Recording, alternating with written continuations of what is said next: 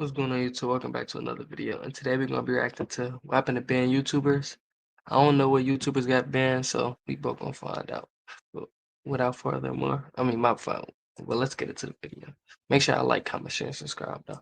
These are some of the largest YouTubers who were permanently banned from the platform, with some deserving the ban and others not being so clear-cut. So we're gonna go through these creators from smallest to largest to find out why they were banned, if they deserved it, and where they are today. And starting with the controversial creator Sneako, who was banned on the 3rd of October 2022 when he had an audience of almost 1.3 million subscribers. Sneako started his YouTube journey almost a decade before that with simple commentary gaming videos, but his content has drastically changed from the early days. Sneako's first hit on YouTube was with a video where he offered people $1 to say the N-word, and this gained over 10 million views, which was a clear indication that controversy was the way to go for Sneako. So he doubled down, creating a new series called The 1 Minute Podcast, where he would sit down and interview strangers on controversial topics for 1 minute.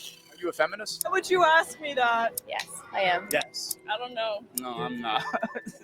This series worked well for Sneako up until the pandemic, when he was forced to pivot to streaming. But luckily for him, at this same time, Andrew Tate was on the rise, and he was able to piggyback off his success by following in all his controversial opinions, basically becoming an Andrew Tate clone. At this point, Sneako was thriving. He had just crossed 1 million subs, he claims to have been making over $100,000 per month, and he just kept pushing the boundaries of controversy. Gay people does not produce anything good.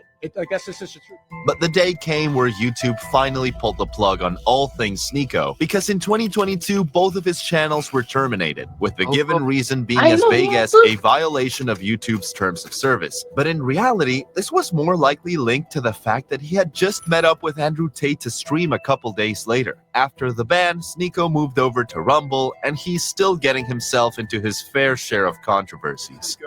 Does this outfit look familiar?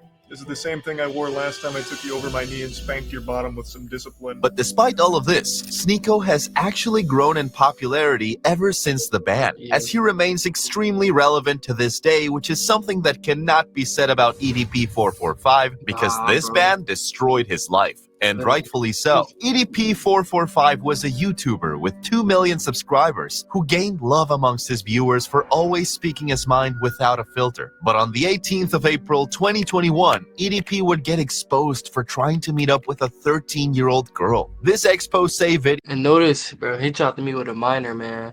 And he got caught more than once. Like, that's not the only time he got caught. Even after the ban, he still tried to meet with tried to meet with little kids. Video was done by the YouTube channel known as Predator Poachers, who had been messaging him from a fake 13-year-old girl's account, and then planned a meetup. When EDP was confronted, he further crumbled under pressure. Okay, all right. So, again, what brings you out here today? Well, I was actually coming out here to pick up a cupcake and then go back home.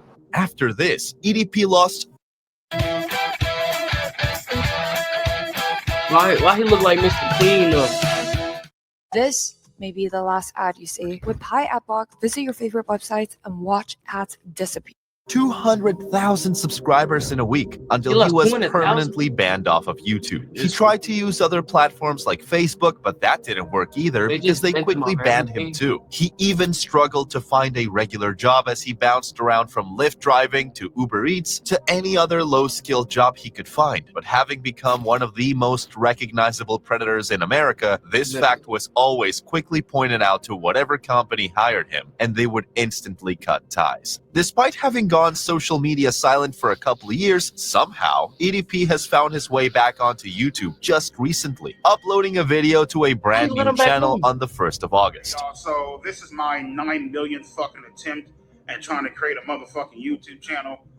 We'll see how long this fucking bullshit lasts. Probably won't last fucking long at all. Comments on this video are mainly just people spamming the cupcake emoji because the internet never forgets something like this. It's just strange to see that YouTube hasn't picked up on this yet, but surely the ban is coming soon. But from one absolutely deserved ban to another, the next creator on this list is It's Owen, who built a 3.5 million subscriber YouTube channel by clickbaiting creators like Charlie D'Amelio and MrBeast. But in July 2022, he took this one step too far when he clickbaited the death of beloved YouTuber Technoblade.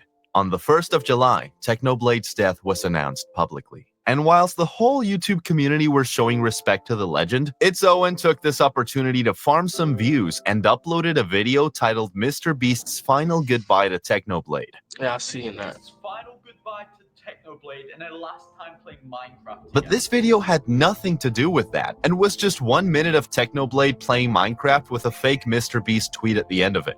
This video got almost 1 million views in less than a day, and the whole community called for Owen's head. YouTube stepped in and terminated his account and prevented him from making any other future accounts, doing the whole community a favor. In this video, It's Owen took his scumbaggery to a point of no return. He deserved his ban. But the strange thing is, despite being permanently banned off YouTube, Owen would still find his way back onto the platform on not one, but 2 separate YouTube channels. King Arrow is a channel where his voice can clearly be heard. Started crying after Nadal was. And he makes the same type of clickbaity content as he used to. And he has also been found on the Lord C YouTube channel, where he is pushing Roblox scams to a child audience. This actually worked. I have just gained way over 70,000 Robux for free. Look at this, guys. You all have to do this right now. It's strange that YouTube hasn't picked up on this, and it's a shame that we still see scum like Owen floating around on the platform, unlike Steve Will Do It, who hasn't been seen on YouTube since the day of his ban, which was one of the most controversial decisions on this list. Steve Will Do It was banned from YouTube on the 2nd of August 2022, and he had a subscriber count of over 4.7 million. Steve was flying high at the time, giving away cars, watches, and money in his videos, spending basically everything he earned, along with being a core part of the Nelk Boys. But one fatal mistake from Steve would mean all this work was in vain. So what happened? Steve would often promote gambling through live streams and upload clips of this to his second YouTube channel. Now, this is allowed on YouTube, but there is one little detail in their policies that Steve missed, which is that you are not allowed to show the URL of any gambling website. You're allowed to play on it, show the website, and even say the website name, but you cannot show the URL. So when Steve forgot to blur the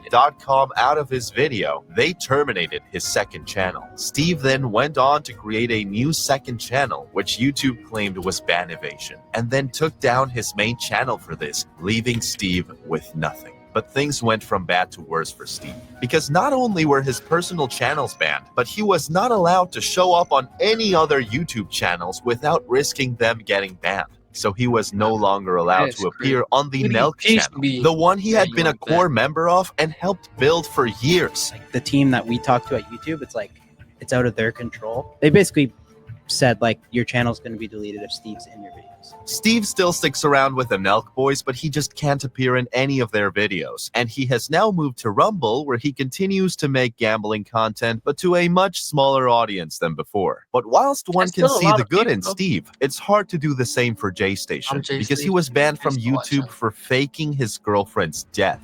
JStation was no stranger to controversial content, consistently using the deaths of major celebrities for views with his 3 a.m. Ouija board challenges, but one day he took it too far when he...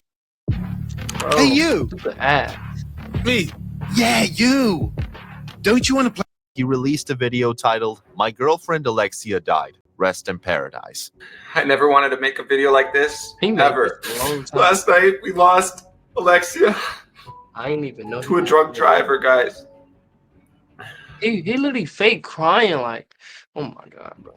JStation would continue to use this alleged death for more views with a classic Ouija board challenge. Guys, back with another 3 a.m. challenge. Tonight I'm doing something so scary, I don't know if I can even make it through the night. In case you guys haven't seen my last 2 videos about my ex-girlfriend, she has been trying to contact me at 3 a.m. But the only thing is, guys, she's been dead for 8 Eventually, his ex-girlfriend would come out to say that she was in fact alive and this was all a play for views. But YouTube thought that this was finally a step too far from JStation, and stomped the big old banning boot down, ending his 6.2 million subscriber career. Since the ban, not much has been seen of J-Station, as he's currently internet silent, with fans speculating his whereabouts on a Reddit post asking what happened to J-Station, with the top reply being he quit YouTube and became some sort of estate agent or something. Still a dickhead, however. But now for the largest YouTuber on this list. Master Oogway was banned on YouTube on the 20th of June 2024, along with his 4 other channels. That together totaled over 25 million subscribers, and he was banned for making one of the most racist songs on the internet. But this all began 4 years ago when Omer Sastem posted his first YouTube video where he impersonated the Master Oogway character from Kung Fu Panda. And this was an instant hit. He continued this trend by making edgy jokes like, if she does not do what you desire, her sister you shall acquire, and would even I remember this. Yeah, I heard of this. I used to see this. Experiment with racist, homophobic, and really any other insulting jokes possible. As time went on, he kept pushing the boundary and just kept hoping he wouldn't cross the line, which, as you can imagine, meant he gained a lot of haters. In 2024, he released a song titled Hitler is a Blank, which is when Oogway finally found it. He said Hitler is a what?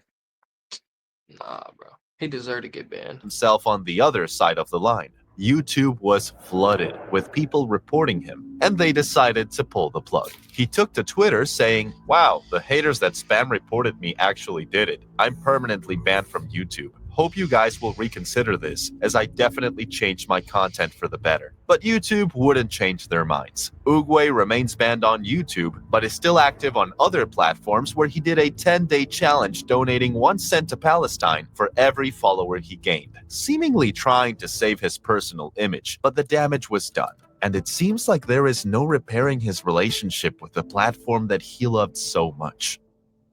I think that the last dude was wronged in a month, though. I think he deserved to get banned for real. Most of these, everybody on this, not everybody, but most people on this list deserve to get banned. But make sure y'all like, comment, share, subscribe. And I'm out.